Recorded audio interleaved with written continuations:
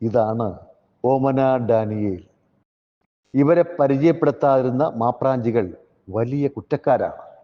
അവർക്ക് ആദ്യം ആദരാഞ്ജലികൾ അർപ്പിച്ചുകൊണ്ട് തുടങ്ങട്ടെ. പണ്ടൊക്കെ സവർണ ഹിന്ദുക്കൾ അവരുടെ സന്തതി പരമ്പരകളെ തദ്ദേശീയരിൽ നിന്നും അകറ്റി നിർത്താനായി പറഞ്ഞുകൊടുത്ത ഒരു പ്രധാന കാര്യം ഇവർ തരം കിട്ടിയാൽ മോഷ്ടിക്കുന്നവരാണ് എന്നാണ്.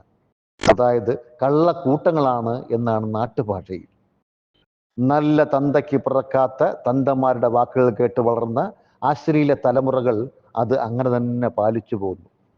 അങ്ങനെ ആ തന്തയില്ലായ്മ തലമുറകളായി പടർന്ന് പന്തലിച്ചു.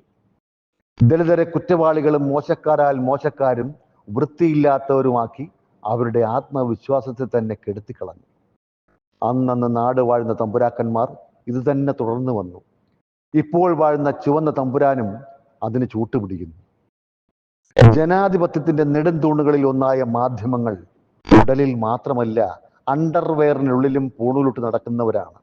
അതുകൊണ്ടാണ് ഇത്രയും വലിയൊരു നീതി നിഷേധം നടന്നപ്പോൾ കള്ളക്കേസ് കൊടുത്ത പ്രതിയുടെ ഒരു ചിത്രം പോലും കണ്ടെടുക്കാൻ തയ്യാറാകാതിരുന്നത്. ഇവൾക്ക് തീർച്ചയായും ഈ കാളകൂട പുരസ്കാരം കൃത്യസമയത്ത് സമ്മാനിക്കണം. നേരിട്ടല്ലെങ്കിൽ കൊറിയറിലെങ്കിലും എത്തിച്ചു കൊടുക്കാനുള്ള ഉത്തരവാദിത്വം നമ്മൾ കാണിക്കേണ്ടതുണ്ട്. കാരണം അവൾ സനാതനത്തിന്റെ കുരിശിന്റെ വഴിയാണ്. കുരിശ് കൂടുതൽ വളഞ്ഞാൽ ഓം ആയി.